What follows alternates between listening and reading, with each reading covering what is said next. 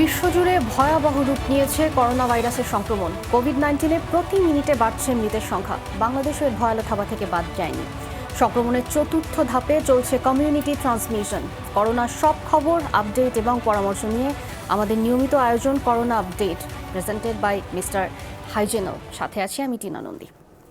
Corona ভাইরাসে বিশ্বজুড়ে 3 লাখের কাছাকাছি পৌঁছেছে মৃত্যু। সংক্রমিত প্রায় 44,28,000। 24 ঘন্টায় আবারও বাড়ল প্রাণহানি, মারা গেছেন 5,300-র বেশি। আরও 88,000 মানুষের শরীরে মিলেছে কোভিড-19। এক সপ্তাহ পর যুক্তরাষ্ট্রে একদিনে ফের 2,000-এর কাছাকাছি প্রাণহানি। দেশটিতে করোনায় মারা গেছেন 85,000-এর বেশি মানুষ, আক্রান্ত 14,30,000-এর বেশি। ইউরোপের দেশগুলোয় প্রাণহানি আর সংক্রমণের চিত্র কিছুটা স্থিতিশীল। তবে বর্তমান হটস্পট ব্রাজিলে একদিনেই মারা গেছেন 7 শতাধিক, সংক্রমিত আরও 11,500। রাশিয়ায় 24 ঘন্টায় 96 জনের মৃত্যু হলেও 10,000 মানুষের দেহে করোনা ভাইরাস শনাক্ত হয়েছে।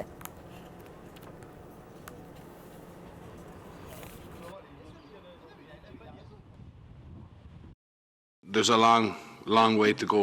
করোনা ভাইরাস এত সহজে নির্মূল হওয়ার নয়। এটি অন্যান্য মহামারীর মতোই বিশ্বে নিয়মিত একটি রোগে পরিণত হতে যাচ্ছে। তাই যেসব দেশ অর্থনীতিকে গতিশীল রাখতে স্বাভাবিক জীবনযাত্রায় ফিরছে, তাদের বলবো এখনো অনেকটা পথ বাকি। আমাদের সদা সতর্ক থাকতে হবে। যে কোনো সময় কোভিড-19-এর সাথে লড়াইয়ে রাখতে হবে প্রস্তুতি। করোনা ভাইরাস বিষয়ক আলোচনার জন্য সরাসরি যুক্ত হচ্ছেন নিউ ইয়র্কের মাউন্ট সিনাই হাসপাতালে কর্মরত প্রবাসী চিকিৎসক ডক্টর ফেরদৌস খন্দকার। আমরা সরাসরি চলে যাই তার কাছে। ডক্টর খন্দকার, স্বাগত আপনাকে। শুরুতেই জানতে চাই, লকডাউন শিথিলের কারণে আরও ছড়াবে করোনা ভাইরাস। বিশ্ব স্বাস্থ্য সংস্থার এই হুঁশিয়ারিকে আমলে নিচ্ছেন না ট্রাম্প। এ ব্যাপারে আপনার অভিমত কি? ধন্যবাদ। জি, এটি সত্য।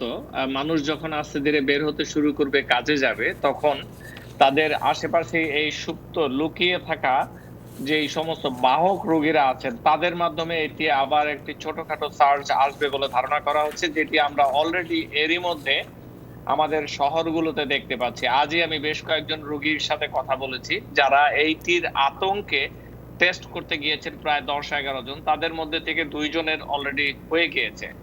অর্থাৎ যে আতঙ্ক, যে আশঙ্কা আশা করছিল বিজ্ঞানীরা, সেটি আমরা অলরেডি দেখতে শুরু করেছি কিছুটা, এবং এটি একটি ভীতির সঞ্চার করেছে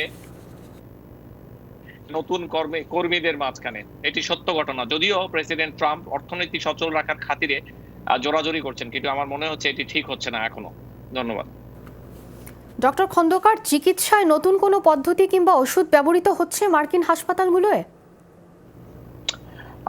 ধন্যবাদ। নতুন যে ওষুধটি অ্যাপ্রুভাল হয়েছে রেমডেসিভির, এটি এখন বাজারে এসেছে, হাসপাতালগুলোতে অহরহই ব্যবহৃত হচ্ছে। এছাড়াও ট্রেডিশনাল যে সাপোর্টিভ কেয়ার যেটিকে বলি, সেটি তো চলছেই। আর জানেন যে রক্ত জমাট বাঁধার একটি বড় সমস্যা হচ্ছিল এই রোগীদের মাঝখানে। তাই রক্ত পাতলা রাখার জন্য কিছু ওষুধ ব্যবহৃত। এটি এখন বলা হচ্ছে যে যারা ইয়াং পেশেন্ট আসবে, তাদের জন্য এটি বেশিবার কনসিডার করার জন্য। সেটি বেসিক্যালি হসপিটাল যে সমস্ত প্র্যাকটিস গুলো আছে, সেগুলো থেকেই এগুলো দেওয়া হবে। ধন্যবাদ। ডক্টর খন্দকার, ধন্যবাদ আপনাকে। ভেন্টিলেটর থেকে অগ্নিকাণ্ডে 6 করোনা রোগীর মৃত্যুর ঘটনায় তদন্ত করে অ্যাভেন্টা এম মডেলের ব্যবহার নিষিদ্ধ করেছে রাশিয়া। তদন্তে দেখা গেছে 2টি হাসপাতালেই আগুন লেগেছিল এই মডেলের ভেন্টিলেটর থেকে। অ্যাভেন্টা এম মডেলের ভেন্টিলেটরটি যুক্তরাষ্ট্রেও পাঠিয়েছিল রাশিয়া। তাই এ ব্যাপারে ওয়াশিংটনকে সতর্ক করেছে মস্কো। করোনা ভাইরাসে আক্রান্ত হয়ে চিকিৎসার জন্য দ্বারস্থ হয়েছিলেন হাসপাতালের। করোনায় প্রাণ যায়নি, প্রাণ কেড়ে নিয়েছে শ্বাস প্রশ্বাস স্বাভাবিক রাখতে ব্যবহৃত ভেন্টিলেটরের আগুন।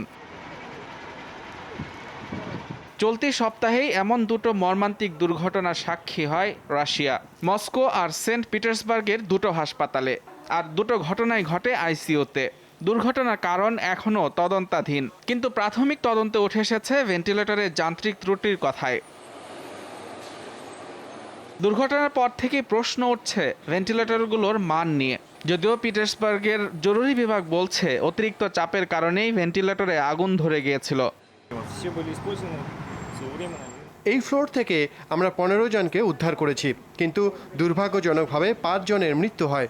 যদিও এটা নিশ্চিত নয়, তবে প্রাথমিকভাবে মনে হচ্ছে ভেন্টিলেটর থেকেই এই আগুনের সূত্রপাত। দুটো হাসপাতালেই ব্যবহার করা হচ্ছিল অ্যাভেন্টা এম মডেলের ভেন্টিলেটর। উরাল ইনস্ট্রুমেন্ট ইঞ্জিনিয়ারিং প্ল্যান্টের এই ভেন্টিলেটর ব্যবহার হচ্ছে 2012 সাল থেকে। বরাবরই সব রকম নিরাপত্তা পরীক্ষায় পাশ করে এটি। তাও কেন এমন দুর্ঘটনা, তার উত্তর খুঁজছে তদন্তকারী দল। একই মডেলের ভেন্টিলেটর সম্প্রতি যুক্তরাষ্ট্রে পাঠিয়েছে রাশিয়া। আরও দুর্ঘটনার আশঙ্কায় অবশ্য তা ব্যবহারে মার্কিন প্রশাসনকে সতর্ক করেছে মস্কো। একই সাথে নিজ দেশেও নিষিদ্ধ করেছে ভেন্টিলেটরটির ব্যবহার।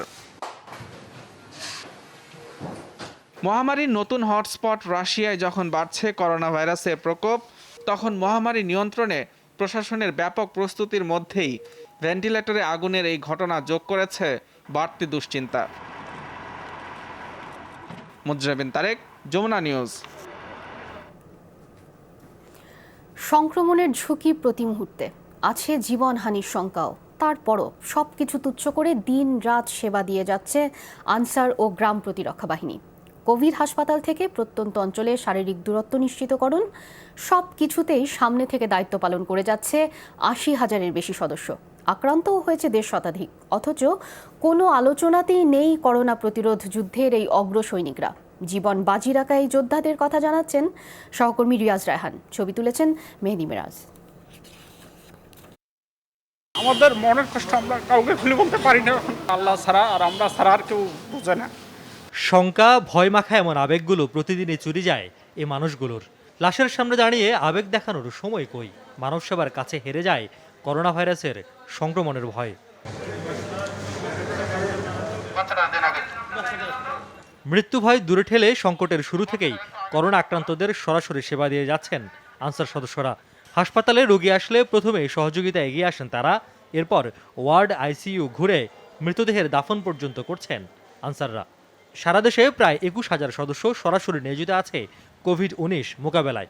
এর মধ্যে 58টি হাসপাতাল ও কোয়ারেন্টাইন সেন্টারে সুরক্ষা ও নিরাপত্তার দায়িত্বে আছেন প্রায় 2,500। টিকিট কাউন্টারে ওখানে হেল্প করা, তারপর যেখানে ডক্টর যেতে বলে ওই ডক্টরের কাছে নিয়ে যাওয়া। যতটুকু পারি আমরা মানুষের সেবার কাজে নিয়ে যেতে আছি। বেশি সমস্যা লাগতেছে। শুধু হাসপাতাল নয়, নমুনা সংগ্রহের কেন্দ্রগুলোতে অত্যন্ত ঝুঁকি নিয়ে কাজ করছে এই বাহিনীর সদস্যরা। শৃঙ্খলা রক্ষা থেকে শুরু করে অসুস্থ বয়োবৃদ্ধদের সহযোগিতা কোনোটি বাদ যায় না দায়িত্ব থেকে। কিছু কিছু মনে করেন মুমূর্ষু অবস্থা রোগী আছে, যারা টলিতে আসে, হুইল চেয়ারে আছে, এই যে কিছু কিছু রোগী আছে কুলে নিয়ে পার করে দিতে হবে। এই সেবা নিয়ে আসি শুধু মানুষের সবারই দোয়া নিয়ে। সহযোদ্ধার মৃত্যু দেখেছেন চোখের সামনে, আক্রান্ত হয়েছেন আরও 161 সহকর্মী। এমন ভয়, আতঙ্ক আর হাজার মানুষের ভিড়েও মনে পড়ে শত মাইল দূরে থাকা বাবা মা, স্ত্রী, সন্তানের কথা। কিন্তু এটি যে জীবিকার জন্য শুধু একটি চাকরিই নয়, বরং অনেক বেশি অসহায়ের সহায়। বাবা মাকে মনে করে অনেক মিস করি আমরা, সবাইকে মিস করি, কিন্তু আমাদের কিছু করার নেই। ভাবি যে আমার বাচ্চারা কি অবস্থায় আছে বা আমার স্ত্রী কি অবস্থায় আছে, তাদের সাথে একটু মোবাইলে শেয়ার করি, একটু কথা বলি। বাড়ি থেকে বলতেছে তোমাদের চাকরি করার দরকার নাই, চাকরি ছেড়ে দিয়ে বাড়ি চলে আসো, কারণ আগে তো জীবন, তারপর তো চাকরি। নিজেদের সুরক্ষা সামগ্রী পর্যাপ্ত পেয়েছেন বাহিনী থেকে, তবুও কিছু আক্ষেপ থেকেই যায় মাঠ পর্যায়ের সদস্যদের। সরকারের কাজ করার জন্য আমরা জীবনের ঝুঁকি নিয়ে কাজ করতেছি। করব, আমরা দেশের জন্য সেবা করব, মানুষের জন্য সেবা করব, করেই যাব। এই দিকে খেয়াল রাখে, আমাদের জন্য একটু খেয়াল রাখে, এবং একটা হাসপাতাল আমাদের জরুরি প্রয়োজন। বাহিনী প্রধান জানান, শেষ পর্যন্ত করোনার বিরুদ্ধে যুদ্ধে লড়ে যাবে আনসার সদস্যরা। কোভিড-19-এর বিরুদ্ধে যুদ্ধ করে যাচ্ছি। এটার কয়েকটা স্তর আমরা বিভক্ত করে নিয়েছি। এটা একটা হচ্ছে সরাসরি মাঠে যে যুদ্ধ, আর একটা হচ্ছে মানবিক সহায়তা। এর মধ্যে সেন্সিটিভ জায়গায় কাজ করছে যে তারা যখন রোগী আসে, রোগীকে রিসিভ করা, তাদের সেবা প্রদান, তাদের ভর্তি, তারপর মোট কথা ডাক্তার এবং নার্স, ফ্রন্টলাইনার, এই ফার্স্ট ফ্রন্টলাইনার পরে হচ্ছে আনসারের সদস্যরা। ঘরে অবস্থান করুন। সারা দেশে সামাজিক দূরত্ব নিশ্চিতকরণ, শৃঙ্খলা রক্ষা, ত্রাণ কার্যক্রম থেকে কৃষকের ধান কাটা, সবকিছুতেই অগ্রভাগে কাজ করছে আনসার ও গ্রাম প্রতিরক্ষা বাহিনীর আরও প্রায় 80,000 সদস্য। রিয়াজ রায়হান, যমুনা নিউজ, ঢাকা। সাধারণ মানুষের অসচেতনতায় দায়িত্ব পালন করতে গিয়ে করোনায় আক্রান্ত হচ্ছে পুলিশ সদস্যরা। তারপরেও এই সংকটকালে জনসেবার প্রত্যয় আক্রান্তদের। এরই মধ্যে অনেকে সুস্থ হয়ে উঠেছে। তারা বলছেন, ভয় না পেয়ে মনোবল অটুট রেখে স্বাস্থ্যবিধি মেনে চললেই সুস্থ হয়ে স্বাভাবিক জীবনে ফেরা সম্ভব।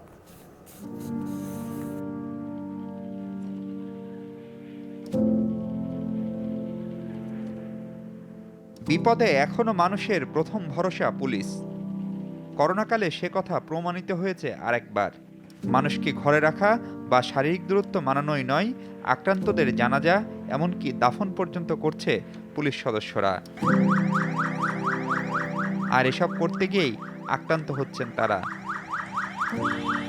13 মে পর্যন্ত সারা দেশে আক্রান্ত হয়েছেন প্রায় 2000 সদস্য। ঊর্ধ্বতন কর্মকর্তা থেকে শুরু করে সাধারণ সদস্য, এমনকি বাবুর্চি, মেস বয় সবাই আক্রান্ত। আমার জ্বর সর্দি কাশিটা শুরু হয়েছিল মার্চের 28 তারিখে। ওই দিন আমরা একটা অভিযানে গিয়েছিলাম, তারই প্রেক্ষিতে করোনা টেস্ট করানো। এপ্রিলের 8 তারিখে আমি স্যাম্পল দিই এবং এপ্রিলের 11 তারিখে সকালবেলা রিপোর্ট আসে পজিটিভ। 11 এপ্রিল আমি সারা ডিউটি করার পর বাসায় আসি। বাসায় আসার পরে আমার গলা ব্যথা এবং জ্বর। 12 এপ্রিল একটা স্যাম্পল দিয়ে আসি। স্যাম্পল দিয়ে আসার পরে আমি রাতে জানতে পারি যে আমি করোনা পজিটিভ। শুরুর দিকে আক্রান্তরা অবশ্য খানিকটা ঘাবড়ে গিয়েছিলেন, তবে সেই ভয়কে জয় করে সুস্থ তাদের অনেকেই। এখন আব্বা আমার সাথে কথা বলতাম, যেহেতু তাদেরকে জানাইনি, প্রতিনিয়ত তাদের সাথে মিথ্যা কথা বলা। এদিকে আমার ছোট একটি মেয়ে তার মায়ের সাথে থাকেন, জিজ্ঞাসা করে যে বাবা কখন আসবে। তো এই উত্তর যখন আমি দিই, বাবা এই তো কালকে আসবো, এই যে বারে বারে তাকে মিথ্যা বলা, এই বলতে বলতে আমি ক্লান্ত হয়ে উঠেছিলাম। আক্রান্ত হওয়ার পরে পরবর্তীতে মনে হয় না যে আমি হয়তো ফিরবো। আল্লাহর অশেষ রহমতে আমি 8-10 দিনের মধ্যেই আমার নেগেটিভ আসে। করোনার এই যুদ্ধে আক্রান্ত হওয়ার পরও চাওয়া পাওয়ার হিসেব না করে স্বাস্থ্যবিধি মানার তাগিদ দিচ্ছেন তারা। ভালো খাবার দরকার, প্রোটিন সমৃদ্ধ খাবার খাওয়া দরকার, যেটা ডাক্তাররা সবসময় পরামর্শ দেন। এর পাশাপাশি পার্সোনাল হাইজিন মেনটেন করা। মনোবল হারানোর কোনো সুযোগ নেই। সারা দেশের মানুষ যেভাবে বাংলাদেশ পুলিশের এই ভূমিকাকে প্রশংসা বানে ভাসাচ্ছেন, আমি মনে করি এই গৌরব আমরা কোনোভাবে হারাতে চাই না। ফ্রন্টলাইনারদের মধ্যে করোনায় এখন পর্যন্ত সবচেয়ে বেশি মৃত্যু হয়েছে পুলিশ সদস্যদের। মাহফুজ মিশু, যমুনা নিউজ, ঢাকা। এই মুহূর্তে রাজধানীর করোনা পরিস্থিতি জানবো। বিজয় সরণি এলাকা থেকে আমাদের সহকর্মী রাব্বি সিদ্দিকী আমাদের সাথে যুক্ত রয়েছেন। সরাসরি তার কাছে চলে যাই। রাব্বি, রাজধানীর সড়কে সাধারণ মানুষ আর যানবাহনের উপস্থিতি আপনি কেমন দেখছেন ঠিক এই মুহূর্তে? আর সেখানে যদি খুব বেশি থাকে উপস্থিতি, সেক্ষেত্রে আইনশৃঙ্খলা বাহিনীর তৎপরতা আপনার নজরে পড়েছে কিনা?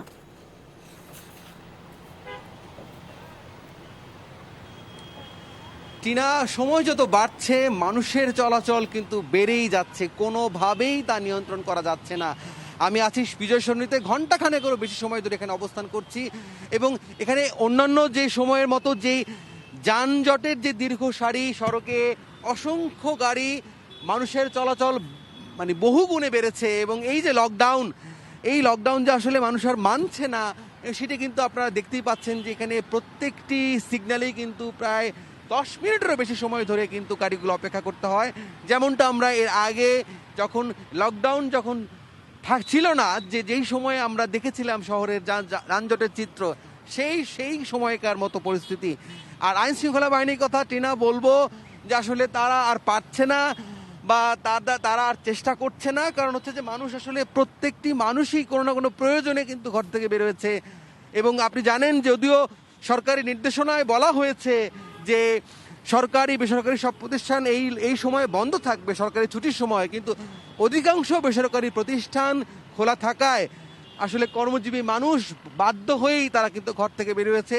এবং সেই চিত্রটিই কিন্তু আমরা দেখছি, অসংখ্য গাড়ি, অসংখ্য মানুষ, সেই সঙ্গে যানজট, সব মিলিয়ে টিনা ঢাকা সেই আগের রূপে, সেই চিরচেনা রূপে কিন্তু ফিরে যাচ্ছে। আমরা শুধু এখানকার অবস্থা না, রাজধানীর যে গুরুত্বপূর্ণ বিভিন্ন পয়েন্টে, সড়কের পয়েন্টে, সেখানে আমরা গিয়েছি, দেখেছি গাড়ির চাপ অনেক বেশি। টিনা। রাব্বি, অনেক ধন্যবাদ আপনাকে। একদম আমরা পেছনে দেখতেই পাচ্ছিলাম 10:30 বাজতে না বাজতেই রাজধানীর প্রায় সেই চেনা রূপেই ফিরছে রাজধানী। রাব্বি, ধন্যবাদ আপনাকে। দর্শক, আমাদের সাথে আরও এক সহকর্মী এলিফ্যান্ট রোড থেকে যুক্ত রয়েছেন, সহকর্মী শওকত মঞ্জুর শান্ত। সরাসরি চলে যাই তার কাছে। শান্ত, যেখানটায় আপনি রয়েছেন ঠিক সেখানে এলিফ্যান্ট রোডে প্রচুর মার্কেট, সেখানকার মার্কেট দোকানপাট খুলতে শুরু করেছে কিনা, কি দেখছেন আপনি? আর যদি খুলতে শুরু করে থাকে তবে স্বাস্থ্যবিধি নিশ্চিতে পদক্ষেপ তারা নিয়েছেন কিনা, সচেষ্ট রয়েছেন কিনা, এই বিষয়ে একটু জানতে চাই আপনার কাছে।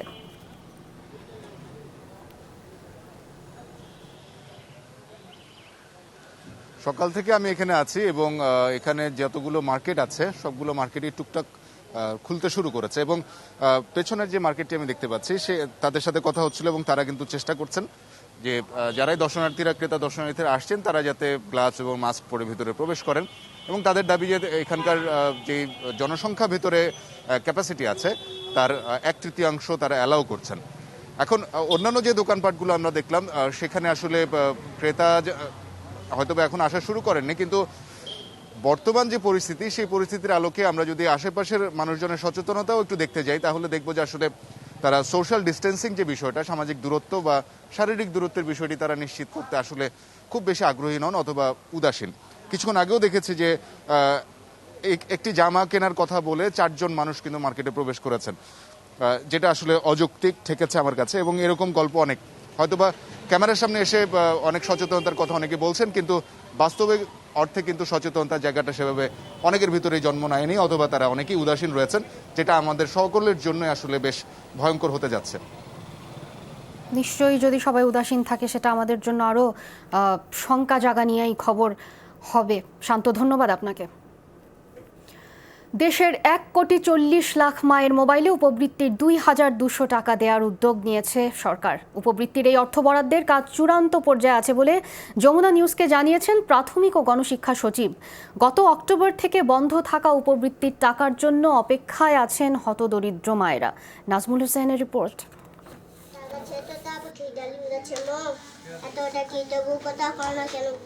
স্কুলগুলো বন্ধ গত 2 মাস ধরে, বের হওয়ারও উপায় নেই। তাই ঘরে বসেই সময় কাটে সাফা ও সিয়ামের। সন্তানদের লেখাপড়ার খরচ নিয়ে চিন্তায় মা সুমি খাতুন, কারণ এই 2 মাস বন্ধ স্বামীর আয় রোজগার। করোনার এর মধ্যে যদি উপবৃত্তিটা ছাড়ে সরকার, তাহলে এই যে বাচ্চাদের জন্য একটু ফল টল, বই, খাতা, কলম, পেন্সিল এগুলা কিনতে পারতাম।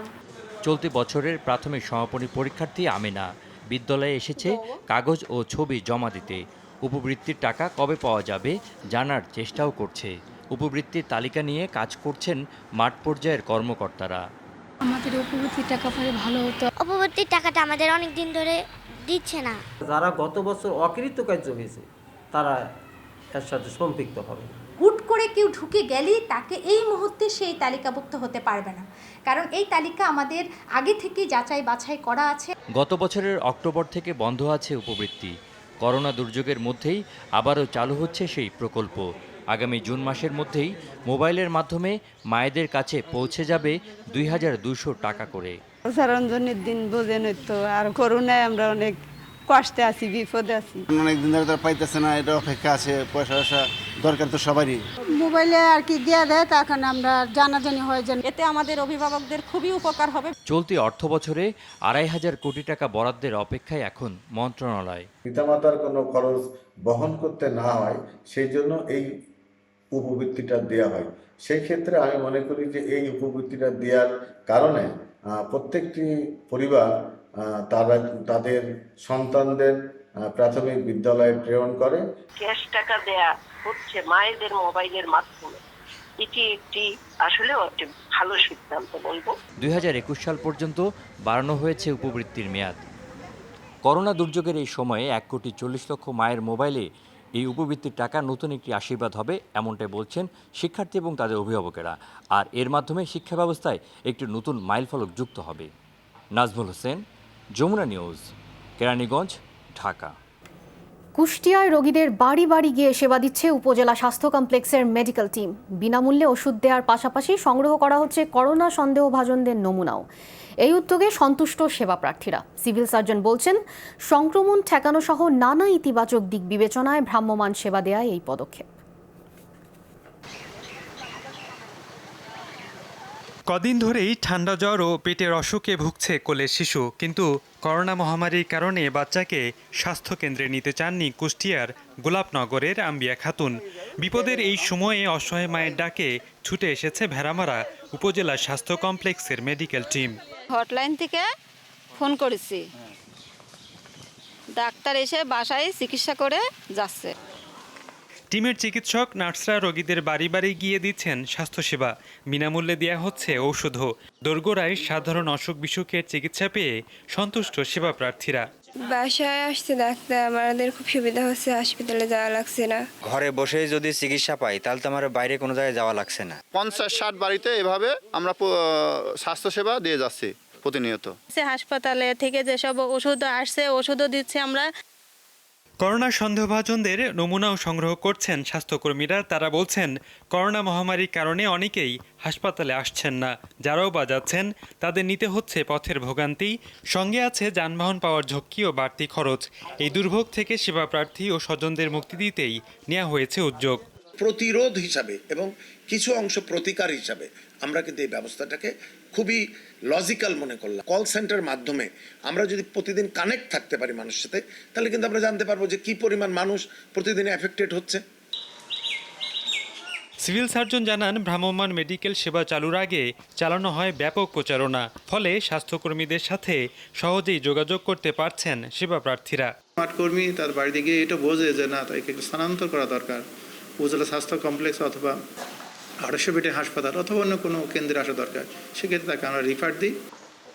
ঈদের আগে ঢাকা নারায়ণগঞ্জের মতো ঝুঁকিপূর্ণ এলাকা থেকে বাড়ি ফিরবেন অনেকেই।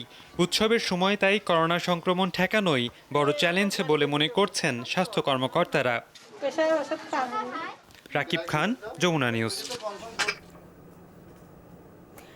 করোনাকালেও সচল চট্টগ্রাম বন্দর ও কাস্টমস হাউস। ঝুঁকি নিয়ে কাজ করছেন রাজস্ব কর্মীরা। আগের মতোই চলছে শুল্কায়ন কার্যক্রম। তবে বন্দরে এক কর্মচারীর মৃত্যুর পর বেড়েছে আতঙ্ক। ফ্রন্টলাইনার হিসেবে প্রণোদনা ও সুরক্ষা চান শুল্ক কর্মচারীরা।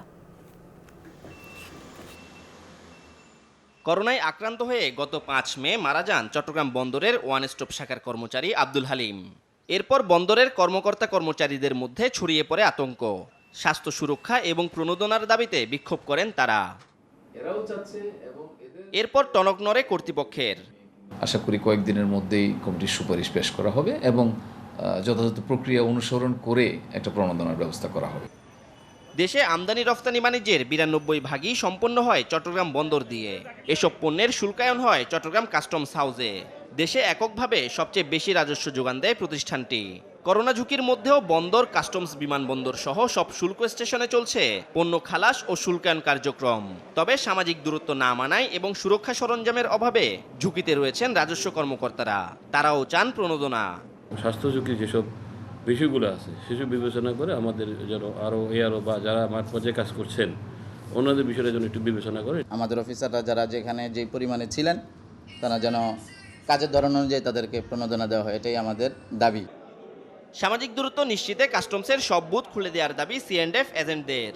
কাস্টমারদের সকল গ্রুপ যদি আপাতত খুলে দেওয়া যায় হয়তো কিছুটা চাপ কমতে পারে। কাস্টমার এবং বন্দরে অনর্গল কাজ করে যাচ্ছি, কিন্তু আমাদের দিকে কেউ তাকাচ্ছে না। শুল্ক কর্মচারীদের সুরক্ষায় পদক্ষেপ নেওয়ার আশ্বাস কর্তৃপক্ষের। ওভারঅল ইকোনমি যাতে স্বাভাবিক থাকে সেভাবে সবাই আমরা চেষ্টা করছি স্বাভাবিক রাখার জন্য। আমাদের যদি অসুস্থ হয়ে যায় বা অন্য খারাপ কিছু হয় সেক্ষেত্রে আমরা কিন্তু ওই প্রণোদনার আওতায় আমরা আর্থিক সুবিধা পাবো। শিহাব জিশান, যমুনা নিউজ, চট্টগ্রাম। করোনা ভাইরাসের পাশাপাশি এবার ডেঙ্গুর প্রকোপ ছড়ালো লাতিন আমেরিকায়। এবছর অঞ্চলটির 33 দেশে 11 লাখের বেশি মানুষ আক্রান্ত হন ডেঙ্গুতে। প্রাণ হারিয়েছে 3 শতাধিক। সবচেয়ে ঝুঁকিতে করোনার নতুন হটস্পট ব্রাজিল। আক্রান্ত কমপক্ষে 6 লাখ মানুষ। প্রাণঘাতী করোনা ভাইরাসে যখন আক্রান্ত লাতিন আমেরিকার লাখো মানুষ, তখন নিভৃতে অঞ্চলটিতে ছড়িয়ে পড়েছে আরেকটি প্রাণঘাতী রোগ, ডেঙ্গু। লাতিন আমেরিকার এমন কোনো দেশ নেই যেখানে ছড়ায়নি ডেঙ্গু। সবাই ব্যস্ত করোনা নিয়ে, কিন্তু এই ফাঁকে মহামারী আকার ধারণ করেছে ডেঙ্গু। করোনা আক্রান্ত রোগী ছিলই, তার উপর ডেঙ্গু আক্রান্ত রোগী, ফলে হাসপাতালগুলোতে এখন জায়গা দেওয়াই কঠিন। এরই মধ্যে অঞ্চলটির ৩৩ দেশে আক্রান্ত হয়েছেন ১১ লাখের বেশি মানুষ। মৃতের সংখ্যা ছাড়িয়েছে ৩০০। এর মধ্যে শুধু ব্রাজিলে আক্রান্ত ৬ লাখের বেশি মানুষ। অপর দেশ প্যারাগুয়েতে আক্রান্ত ২ লাখের বেশি। আন্তর্জাতিক সংস্থা PAHO বলছে, ব্যবস্থাপনার ঘাটতির কারণে ছড়িয়েছে মশাবাহিত রোগটি।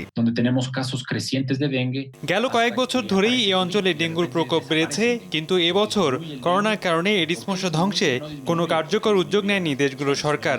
এমনকি স্বাস্থ্য পরীক্ষার ব্যবস্থাও তেমন নেয়নি। সেটা হলে আক্রান্তের সংখ্যা আরও বাড়ত। গেল বছর লাতিন আমেরিকান দেশগুলোতে ৩১ লাখ লোক ডেঙ্গুতে আক্রান্ত হয়েছেন, যা অঞ্চলটির ইতিহাসে সবচেয়ে বেশি। মীর মুশফিক হাসান, যমুনা নিউজ। করোনার প্রভাবে ধুঁকছে দেশের পূর্বাঞ্চলের সবচেয়ে বড় আশুগঞ্জ ধানের মোকাম। লকডাউনে পরিবহন সংকট, সাথে ব্যাংক থেকে চাহিদা মতো ঋণ না পাওয়ায় এবার মোকাম কতটা জমবে দেখা দিয়েছে সে প্রশ্ন। তবে শেষ পর্যন্ত সব সুবিধা নিশ্চিত করে ধান সংগ্রহ কার্যক্রম গতিশীল থাকবে, এমনটাই আশা প্রশাসনের। মেঘনা নদীর ভিওসি ঘাটে ভিড়েছে শতাধিক নৌকা। করোনা ঝুঁকি নিয়ে আশুগঞ্জ মোকামে ধান বেচা কেনার ব্যস্ততা। তবে ভরা মৌসুম সত্ত্বেও করোনা ভাইরাসের কারণে জমেনি মোকাম। অভিযোগ, পরিবহন সংকট, লকডাউনের কারণে মোকামে ধান দিতে পারছে না কৃষক আর ব্যবসায়ীরা। ধানের দর নিয়েও আছে হতাশা। আগে তো অনেকগুলো নাও থাকতো, দেখেছি কি মনে লক্ষ লক্ষ মন ধান আসতো এদিক দিয়ে। এখন আপনি মনে করুন 10,000 বা 5,000 মন ধান আসে দৈনিক। প্রতি মানে 50 টাকা 70 টাকা প্রতি মানে রেট কম পাইলে আমরা তো 1,000 মন ধান হানি, কত টাকা কম। ব্যাংকে লেনদেনের সময় কমেছে, সাথে চাহিদা মতো ঋণও না পাওয়ায় ধান কিনতে পারছে না চাতালকল মালিকরা। সাথে শ্রমিক সংকট তো আছেই। সরকারি গুদামে চাল সরবরাহ নিয়েও আছে দুশ্চিন্তা। আমরা চাইলে টাকা পাইতেছি না, ব্যাংক বদ্ধ, অর্ধেক ধান কিনতেছে আগের থেকে। গৃহস্থর টাকা দন দিতেছে না, ধান কিনা বেচা ফলন দিতেছে না। জেলা প্রশাসক, খাদ্য বিভাগের কর্মকর্তারা জানালেন, কৃষকের কাছ থেকে ধান সংগ্রহে কোনো মধ্যস্বত্বভোগী যাতে সুবিধা নিতে না পারে সে বিষয়ে সতর্ক তারা। 5টি উপজেলায় আমরা ধান সংগ্রহ শুরু করেছি, আর 4টি উপজেলার মধ্যে সদর উপজেলা কৃষকের অ্যাপসের মাধ্যমে অনলাইনে কৃষকদের নিকট থেকে ধান সংগ্রহ করা হবে। কোনো সুযোগই নাই এখানে কোনো মধ্যস্বত্বভোগী সুবিধা নেবেন। তারপরে যদি কোনো অভিযোগ আসে প্রকৃত কৃষককে বঞ্চিত করা হচ্ছে, আমরা তাৎক্ষণিকভাবে আইনগত ব্যবস্থা নেব। চলতি বছর ব্রাহ্মণবাড়িয়া জেলা থেকে প্রতি কেজি 26 টাকা দরে 14,360 মেট্রিক টন ধান সংগ্রহ করবে সরকার। এর মধ্যে আশুগঞ্জ থেকেই সংগ্রহের লক্ষ্যমাত্রা 563 মেট্রিক টন। জোহরা সেতু, যমুনা নিউজ। শেষ করব করোনা আপডেট, তার আগে এক নজরে দেখে নেব বিশ্বজুড়ে করোনা ভাইরাসের সবশেষ তথ্য। বিশ্বজুড়ে করোনা ভাইরাসে প্রাণহানি 3 লাখের কাছাকাছি, আক্রান্ত 44,28,000, নতুনভাবে সংক্রমিত 88,000-এর বেশি। একদিনে মারা গেলেন 5,314। একক দেশ হিসেবে যুক্তরাষ্ট্রে করোনায় 86,000 ছুঁই প্রাণহানি, প্রায় 22,000 মানুষ নতুনভাবে সংক্রমিত। মোট আক্রান্তের সংখ্যা ছাড়িয়েছে 14,30,000। একদিনে 1800-র মতো মৃত্যু। করোনা ভাইরাসের নতুন হটস্পট ব্রাজিলে মৃতের সংখ্যা 13,000 ছাড়ালো, একদিনে 750 মৃত্যু। নতুনভাবে সংক্রমিত 11,500, মোট আক্রান্ত 1,89,000-এর বেশি। সর্বোচ্চ সংক্রমণের তালিকায় তৃতীয় দেশ রাশিয়া, দেশটিতে আরও 10,000 করোনা রোগী শনাক্ত, মোট আক্রান্ত 2,42,000-এর ওপর। 96 মৃত্যুতে প্রাণহানি ছাড়ালো 2200। ব্রিটেনে করোনায় 33,000 ছাড়ালো প্রাণহানি, একদিনে কমপক্ষে 500 মারা গেছেন, মোট আক্রান্ত 2,30,000-এর মতো। নতুনভাবে সংক্রমিত 3200-র বেশি। ইতালিতে করোনায় 31,000 ছাড়ানো মৃত্যু, একদিনে 200-র মতো মৃত্যু, আক্রান্ত 2,22,000-এর বেশি। নতুন শনাক্ত 8 শতাধিক। স্পেনে মোট মৃত্যু 27,000-এর বেশি, আক্রান্ত 2,71,000-এর ওপর। একদিনে প্রাণ হারালেন 184, নতুনভাবে শনাক্ত 1,500। ফ্রান্সেও 27,000 ছাড়ালো প্রাণহানি, একদিনে মৃত্যু 83 জন। 24 ঘন্টায় নতুনভাবে কেউ শনাক্ত হয়নি, মোট আক্রান্ত 1,78,000-এর বেশি। এই ছিল corona update, presented by mister hygiene. এতক্ষণ সাথে থাকার জন্য ধন্যবাদ সবাইকে।